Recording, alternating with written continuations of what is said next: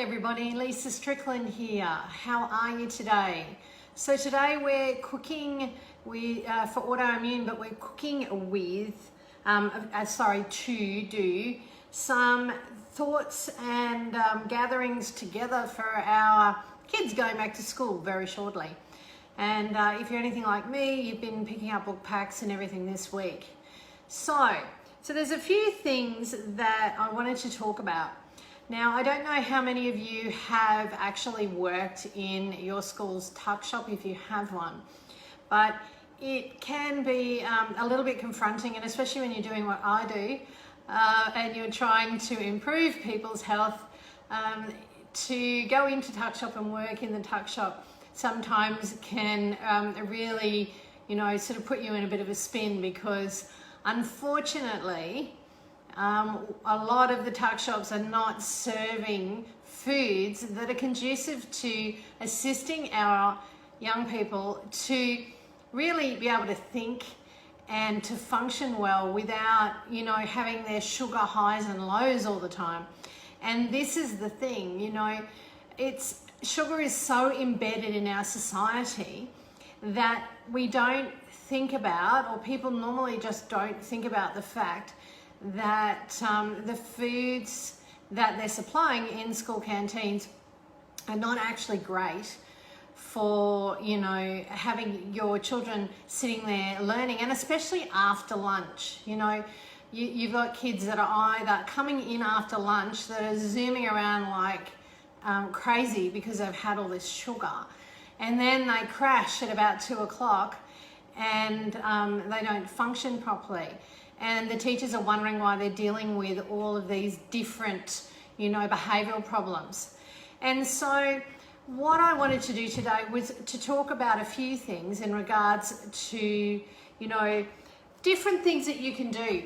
Because no matter what you're going to do at home, in most instances it's going to be a lot better than anything that you're going to get out of the school tuck shop, except for maybe a fruit salad if they supply that sort of thing. Okay, so remember that this is cooking for autoimmune, so I'm still looking after kids in that respect as well, because things like celiac disease is a really big issue and is becoming bigger and bigger all the time. Okay, so what we need to be doing is reducing the amount of wheat our young people are eating, because celiac disease are being diagnosed in children that have just started eating that sort of thing, down to kids that have been on it for a long time. And then you have people that have intolerances to it, and those sort of things and symptoms of those sort of things is a lot. You'll find your kids are really gassy, and a lot of wind, a lot of bellyache, and they are usually intolerances, whereas celiac is you have a lot more serious issues, including anaphylaxis, that you can deal with, that sort of thing. So I've got a few things together before I start cooking. So there's lots of different lunch boxes that you can get, and this one actually my husband bought for himself, and it has a big area in the bottom part so that you could put a really nice salad with quinoa, that sort of thing. And this is also the thing, you're working around your children's likes and dislikes as well. So if you're making them some sort of a salad, try and pop a little bit of quinoa in there. It doesn't have to be a lot, just put a tablespoon in and see how they go.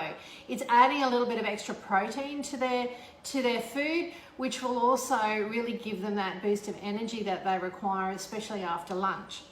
Okay, so then on top we've got this little container that's divided up. So here I've just put some grapes and some chopped up apple and some strawberries. Now I have got some almonds on this side, which is really great, but that all depends on your school. So if your school is a nut-free school, especially mostly junior schools, once you hit high school, they then allow children to have it, because they're old enough to be able to understand each other's intolerances and stay away from each other.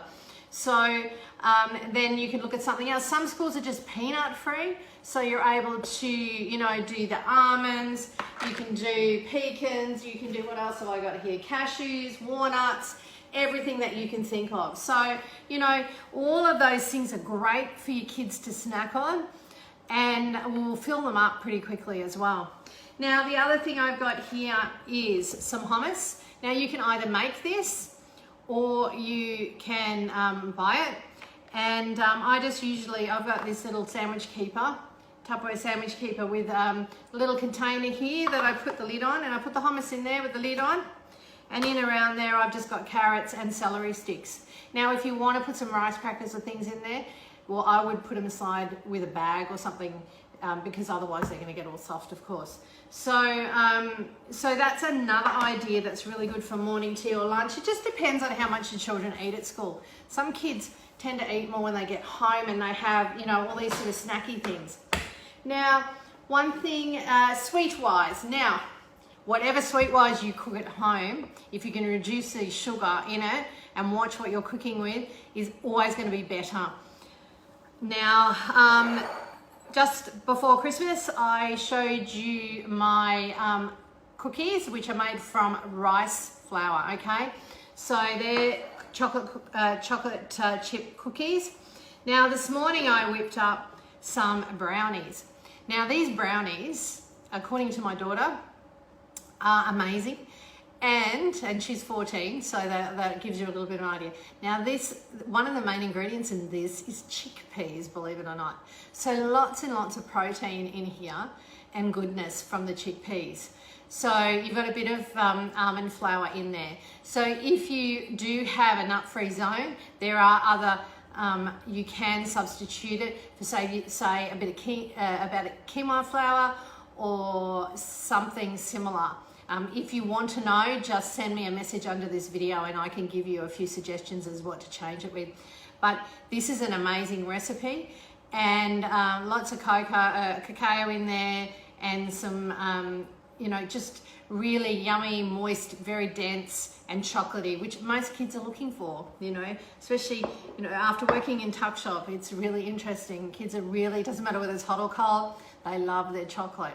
So if you can produce something that is a lot healthier for them to eat, then that's going to be, you know, really, really great for them.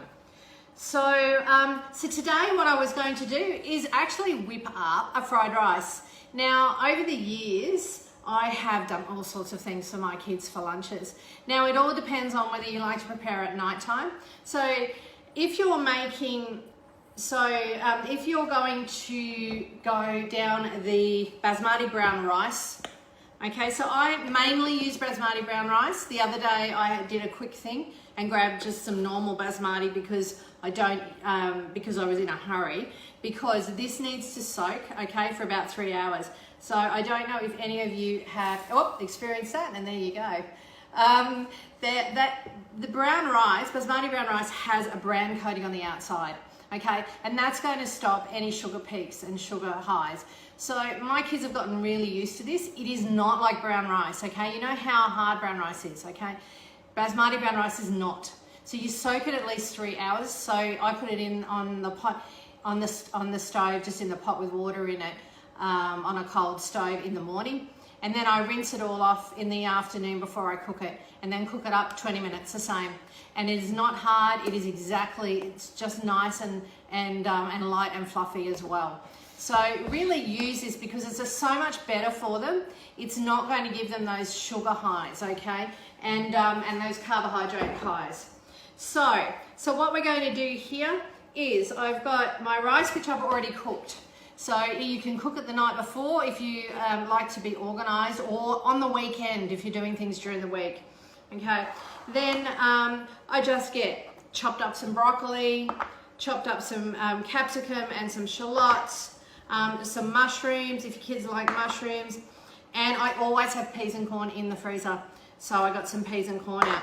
So I'm just going to whip this up and show you how easy it is, okay? It just literally takes you 5 minutes because you're not doing large quantities. And the thing is also, if you have a meal during the week where you've cooked something that has rice with it, any leftover rice takes you 5 minutes and you whip this up and it's done, you know? So I'm just going to turn on the stove.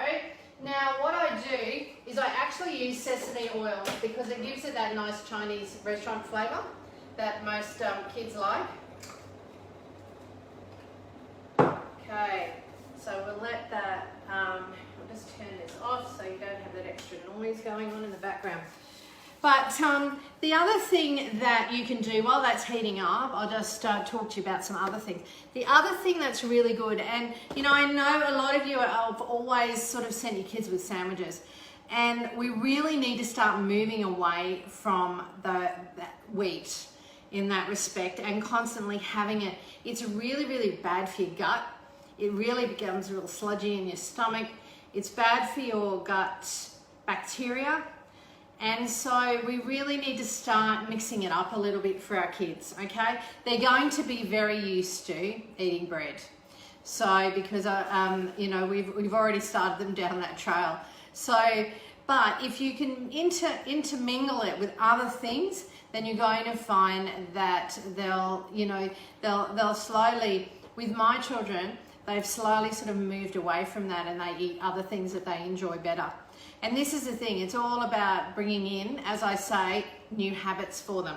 So, you know, some of these really nice crisp breads are really great for putting on. Now, if you're in a school, you can have peanut butter, a nice natural peanut butter, or, you know, even still your Vegemite on your Promites and things like that, you can put on all of these sort of things. Now, the good thing about these corn ones is, you know, that because it's an organic range, that it's GMO or genetically modified friendly, okay? So it's GMO free. Okay, and then, you know, you can do your hummus and your other things, and if you want to, you can always give them some organic corn chips, you know.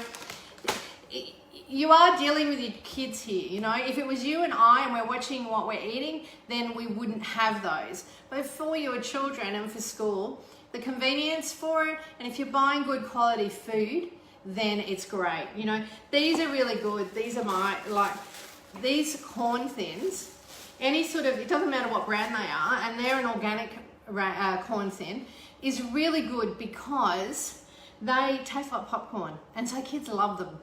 So that's something that you can use instead of using, you know, any products that have wheat in them. So that's really good. All right, so I can smell that that nice sesame oil. All right, so first I'm going to fry up the shallots and the capsicum. Okay, I'm just going to throw this in, and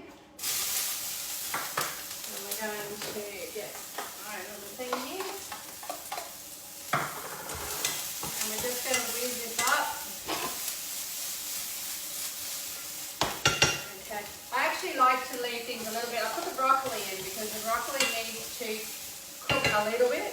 I'm actually going to put a lid on there, and so that gives the broccoli a bit of a chance to steam as well. Okay, so the broccoli steams a little bit and cooks through. Okay, so the mushrooms are usually the last thing I put in. Now with mushrooms, don't use raw mushrooms. Try and, even if you just slightly heat them up, because they have an enzyme in them that's not great for your gut. So if you can just heat them up slightly, that actually dissipates that, and it's great. Because mushrooms are amazing for you. They are so good for you. You know, they have so many different things that they're talking about with women and breast cancer, that it really, they do have found in studies that it helps reduce the breast cancer and also reoccurrence, which is amazing to know. All right, so I'm going to put the peas and corn in now.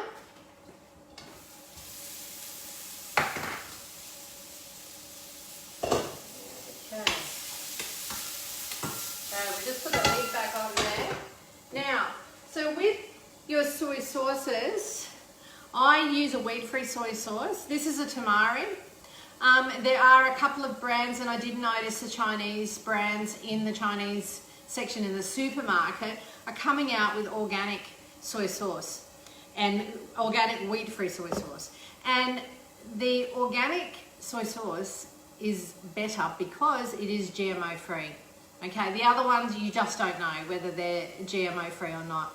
So I try as much as possible to be aware of what I'm eating in that respect, because genetically modified seeds and any products that come from it really do interfere with your gut health and has been linked a lot to autoimmune issues. So we're always thinking about, you know, keeping everything under control in our bodies, and also, you know, getting everything back so that we can put ourselves into remission and keep our kids healthy. Because, you know, at the end of the day, we are looking after them as well. It's, you know, this journey, if we've had children, you know, we're taking them along with us. So it's really good to use the opportunity to teach them how to, you know, eat mindfully and really thinking about what they're putting in their mouth. Okay, so I'm going to pop the rice in now, and I'll put the mushrooms in. Put the mushrooms in first. So, you know, I've just done that so that the peas and everything work. Okay, I'm going to turn that down a little bit, and I'm actually going to put just a little bit more. I didn't put very much of that sesame oil in. So mix that up so that the mushrooms get a bit of heat to them. Just give that a couple more minutes.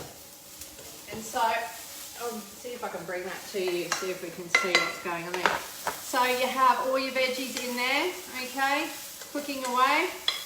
So if you do have a pan that's just slightly a little bit deeper than normal, is it really good, okay? So we're going to move that around. So now, sometimes I pull out the rice, the vegetables, and sometimes not. But what I'm going to do is just put the rice in there, and that will keep the rice up, okay? And just get that going. And then I'll mix the veggies through. The fact of the matter is it doesn't really need to be hot unless you're sending it with your children, sending it in some sort of a container that will keep it warm, okay? So then what I do is I actually put my soy sauce in there, and you get your kids to try it because it gives them a bit of excitement as well, and you get your children to try the flavour until it is what you want it to be, okay, what they want it to be, I should say. Okay, so I'm just going to pull that to the side because I'll taste that a bit later and make sure that that's how we like it to have it. Okay, so there you have, you know, what's that taken us? 5 minutes to whip up a fried rice. So it is just something different for the kids. It's and it's really healthy for them to be eating. They're getting some vegetables in there rather than just always having those sandwiches that are really, you know, just, they're not actually filling them up. They're creating a lot of you know, sugars in their body, unfortunately, because the carbohydrate in especially white breads and things are going to turn into sugars. So that's going to help them to really have a good afternoon at school rather than sort of being up and down. It's going to fill the void, and it's really going to give them the energy they require to think, you know. So there's lots of different things that you can think of. I have actually put together a little handout with lots of different ideas and a few recipes. So if anybody is interested in that, please pop in a yes below and I'll contact you, and I can organize that for you. So there you have a few simple ideas for your children and for you to get back into a routine once the kids are back at school and starting to, you know, really eat well for your autoimmune, and also to keep your kids healthy and you know, really enjoying school and being alert and getting the most out of their day. So take care, and I will see you on our next Cooking Live. Bye.